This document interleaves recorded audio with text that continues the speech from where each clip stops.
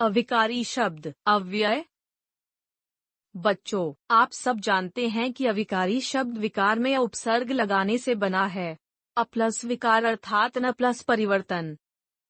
अतः विकारी शब्द की परिभाषा है ऐसे शब्द जिनमें लिंग, वचन, कारक एवं काल के कारण कोई परिवर्तन नहीं आता, उन्हें अविकारी शब्द कहते हैं। कपिल ऊपर जाओ। वीना और मीरा विद्यालय जाएंगी। पिताजी के साथ मैं भी बाजार जाऊंगी। वाह, तुमने तो कमाल कर दिया। बच्चों, उपर्युक्त वाक्यों में ऊपर और के साथ वाह ऐसे शब्द हैं जिनमें लिंग, वचन, कारक और काल के कारण क्रिया में आए परिवर्तन के कारण कोई बदलाव नहीं हुआ, अतः ये ही अविकारी शब्द अव्यय हैं। अव्यय के भेद। अव्यय के निम्न 4 भेद हैं। अव्यय के भेद: क्रिया विशेषण, संबंध बोधक, समुच्चय बोधक, विस्मयादि बोधक। क्रिया विशेषण। 1. क्रिया विशेषण। क्रिया विशेषण शब्द 2 शब्दों के मेल से बना है। क्रिया प्लस विशेषण, जिसका शाब्दिक अर्थ हुआ क्रिया की विशेषता को बताने वाले शब्द। निम्न अनुच्छेद को ध्यानपूर्वक पढ़िए। मैं प्रतिदिन अपने घर के सामने वाले पार्क में सैर को जाता हूँ, फिर घर आकर थोड़ा विश्राम कर शांतिपूर्वक तैयार होकर ऑफिस जाता हूँ। बच्चों, आपने ध्यान दिया कि उपर्युक्त अनुच्छेद में आए रंगीन शब्द क्रिया की विशेषता को बता रहे हैं, जैसे प्रतिदिन क्रिया के समय, काल को बता रहा है। के सामन क्रिया के स्थान को बता रहा है। थोड़ा क्रिया की मात्रा, परिमाण को बता रहा है। शांतिपूर्वक क्रिया के ढंग, रीति को बता रहा है। अतः क्रिया विशेषण की परिभाषा है जो शब्द क्रिया की विशेषता को बताते हैं, उन्हें क्रिया विशेषण कहते हैं। क्रिया विशेषण के 4 भेद हैं। 1. स्थानवाचक क्रिया विशेषण। 2. कालवाचक क्रिया विशेषण। 3. परिमाण क्रिया विशेषण। 4. रीतिवाचक क्रिया विशेषण। 1. स्थानवाचक क्रिया विशेषण। स्थानवाचक अर्थात जो शब्द क्रिया के होने के स्थान, जगह या दिशा या विस्तार संबंधी विशेषता का बोध करवाते हैं, उन्हें स्थानवाचक क्रिया विशेषण कहते हैं। जैसे मंदिर के सामने प्रसाद बट रहा है, उसका खेत यहाँ से वहाँ तक फैला है। उपर्युक्त वाक्यों में के सामने और यहाँ से वहाँ तक शब्द क्रिया के होने के स्थान बता रहे हैं, अतः ये स्थानवाचक क्रिया विशेषण हैं। अन्य उदाहरण: क. दादी जी आप ऊपर बैठ जाइए। ख. भगवान सर्वत्र हैं। 2. कालवाचक क्रिया विशेषण। काल प्लस वाचक अर्थात जो शब्द क्रिया के होने के समय का बोध करवाते हैं, उन्हें कालवाचक क्रिया विशेषण कहते हैं। जैसे हम प्रतिदिन विद्यालय जाते हैं। हम हर शाम पार्क में टहलने जाते हैं। उपर्युक्त वाक्यों में प्रतिदिन और शाम शब्द क्रिया के होने के समय का ज्ञान करा रहे हैं, अतः ये कालवाचक क्रिया विशेषण हैं। अन्य उदाहरण: क. कुछ नदियों में साल भर पानी रहता है। ख. आज हम नानी के घर जाएंगे। 3. परिमाणवाचक क्रिया विशेषण। परिमाण प्लस वाचक अर्थात जो शब्द क्रिया की मात्रा या परिमाण का बोध करवाते हैं, उन्हें परिमाणवाचक क्रिया विशेषण कहते हैं। जैसे मनोज बहुत तेज बोलता है। बच्चों, जंक फूड कम खाया करो। उपर्युक्त वाक्यों में बहुत और कम शब्द क्रिया की मात्रा संबंधी विशेषता का ज्ञान करा रहे हैं, अतः ये परिमाणवाचक क्रिया विशेषण हैं। अन्य उदाहरण: क. माँ के जाने के बाद बच्चा बहुत रोया। ख. रोहन बहुत कम बोलता है। 4. रीतिवाचक क्रिया विशेषण। रीति प्लस वाचक अर्थात जो शब्द क्रिया के होने की रीति, ढंग, तरीका का बोध करवाते हैं, उन्हें रीतिवाचक क्रिया विशेषण कहते हैं। जैसे अनमोल ध्यानपूर्वक पढ़ रहा है। दादाजी सुबह पार्क में धीरे धीरे टहलते हैं।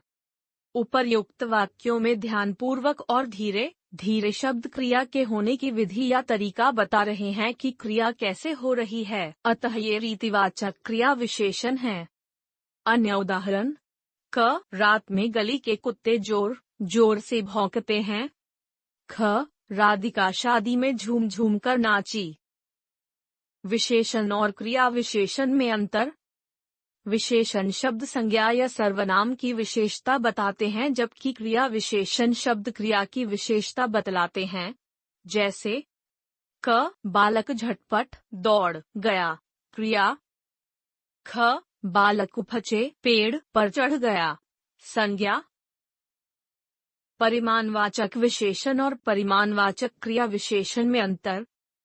परिमाणवाचक विशेषण शब्द संज्ञा या सर्वनाम से पहले आकर उनके माप तोल संबंधी विशेषता का बोध करवाते हैं, जबकि परिमाणवाचक क्रिया विशेषण में क्रिया के माप तोल संबंधी विशेषता का बोध होता है। जैसे परिमाणवाचक विशेषण। परिमाणवाचक क्रिया विशेषण। क, अर्चित बहुत खाना खाता है, ख, कड़ाही में थोड़ा सा तेल पड़ा है, ग, अर्चित ने बहुत खाया, घ, थोड़ा सा तो पढ़ लो। हमने सीखा। अव्यय शब्दों में लिंग, वचन, कारक, पुरुष और काल के कारण कोई परिवर्तन नहीं होता। क्रिया की विशेषता बताने वाले शब्दों को क्रिया विशेषण कहते हैं। क्रिया विशेषण के 4 भेद हैं। 1, स्थानवाचक क्रिया विशेषण। 2, कालवाचक क्रिया विशेषण। 3, परिमाणवाचक क्रिया विशेषण। 4, रीतिवाचक क्रिया विशेषण। संबंध बोधक। संबंध प्लस बोधक अर्थात संबंध का बोध कराने वाले शब्द। निम्नलिखित गद्यांश को ध्यानपूर्वक पढ़िए। मेरे घर के सामने एक पार्क है, जहां हमारी सोसाइटी के लोगों के अतिरिक्त कोई नहीं आ सकता। पार्क के सामने हर वक्त एक गार्ड बैठा रहता है, जो हराने जाने वाले पर नजर रखता है। पार्क के पीछे की दीवार पर कटीली तारें लगी हैं, ताकि कोई अनजान व्यक्ति पार्क के अंदर न घुस आए। बच्चों, आपने देखा उपर्युक्त वाक्यों में आए रंगीन शब्द वाक्य के अन्य सभी शब्दों के साथ संबंध बता रहे हैं। इन्हें ही संबंध बोधक अव्यय कहते हैं। अतः संबंध बोधक की परिभाषा है, जो अव्यय वाक्य में प्रयुक्त संज्ञा या सर्वनाम का संबंध वाक्य के अन्य शब्दों से जोड़ते हैं, उन्हें संबंध बोधक अव्यय कहते हैं। अन्य उदाहरण। क, मुन्ना माँ के बिना नहीं रहता। ख, सीमा मेरे आगे की सीट पर बैठी है। ग, घर के बाहर भीड़ इकट्ठी हो गई। घ, राम रोहन से छोटा है। संबंध बोधक के भेद। मुख्य संबंध बोधक शब्द निम्न हैं। 1, कालवाचक, के बाद, से पहले, के पीछे, के पश्चात, के पूर्व, के उपरांत, के पहले, से पूर्व आदि।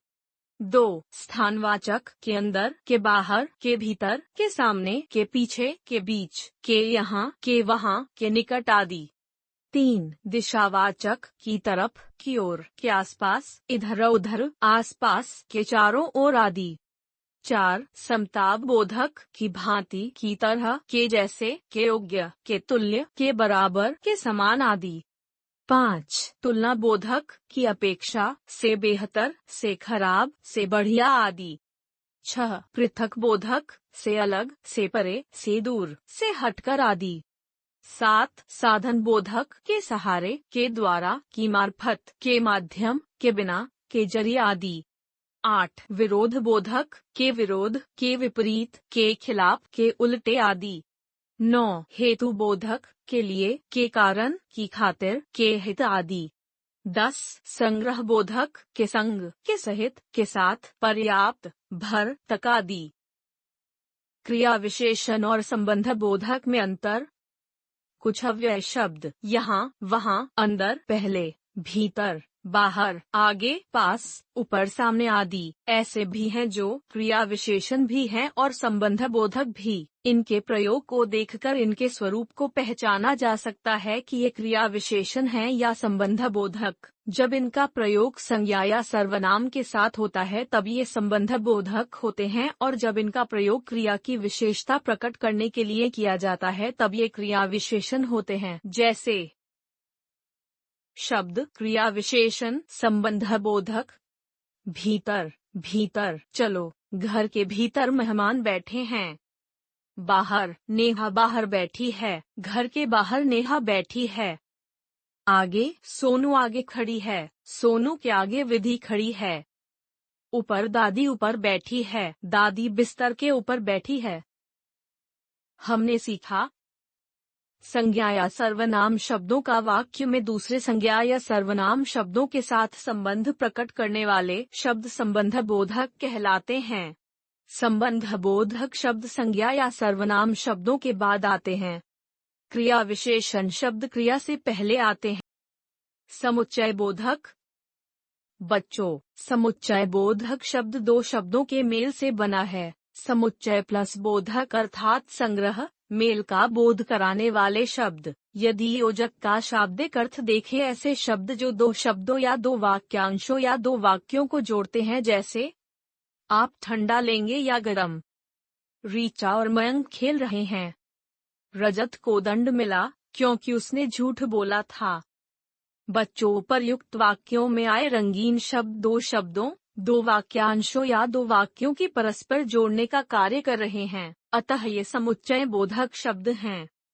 अतः समुच्चय बोधक शब्द की परिभाषा है, जो शब्द दो शब्दों, पदों, दो वाक्यांशों या दो वाक्यों को आपस में जोड़ने का कार्य करते हैं, उन्हें समुच्चय बोधक शब्द अव्यय कहते हैं।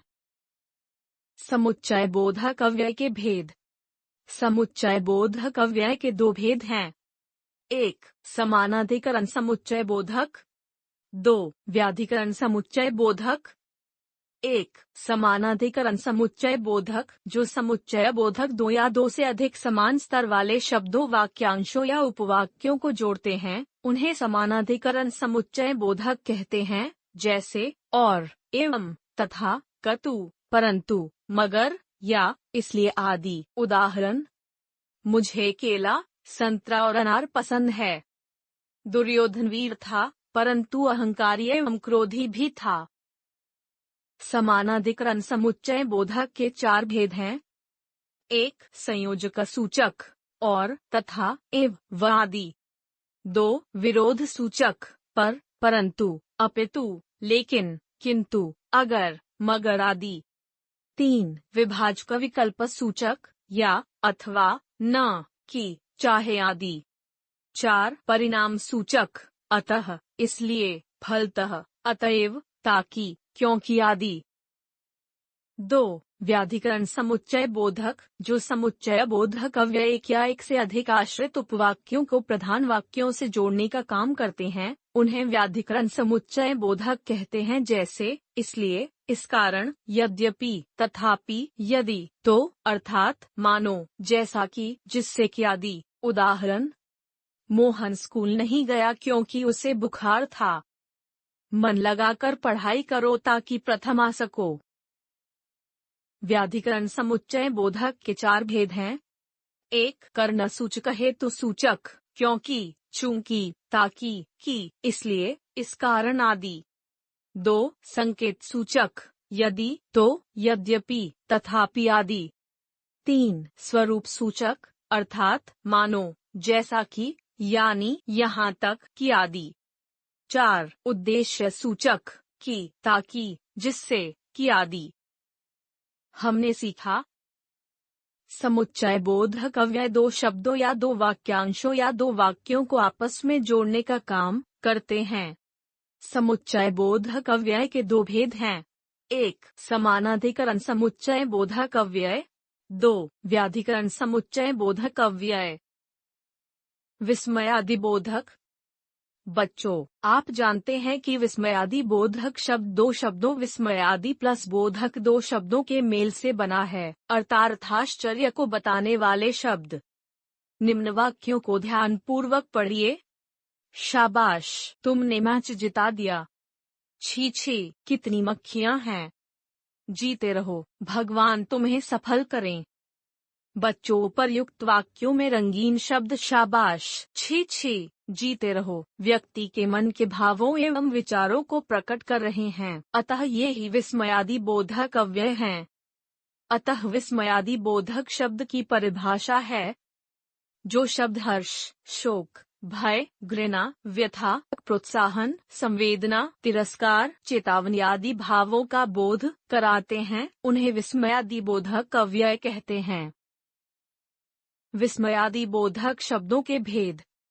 मन के भावों के आधार पर विस्मयादि बोधक शब्दों के निम्न भेद हैं। 1. हर्षबोधक, आहा, वाह वाह, शाबाश, धन्य।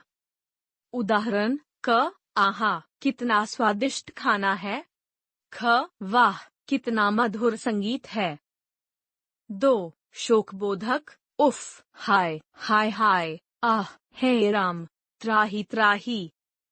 उदाहरण: क, हाय, मैं तो लुट गया। ख, हे राम, इनको शांति देना। 3. विस्मय, आश्चर्यबोधक, अरे, हे, क्या, सच, बाप रे बाप, ओहो। उदाहरण: क, बाप रे बाप, कितना मोटा लड़का है। ख, अरे, तुमने दूध गिरा दिया। 4. घृणाबोधक, छी छी, धत, हट, थू, उफू। उदाहरण: क, छी छी, कितनी गंदगी फैली है। ख, थू, दाल में कितना नमक डाला है।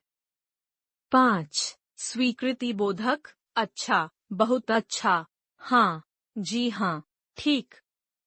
उदाहरण: क, हाँ, यहाँ सब ठीक है। ख, जी हाँ, बच्चे घर पहुँच गए।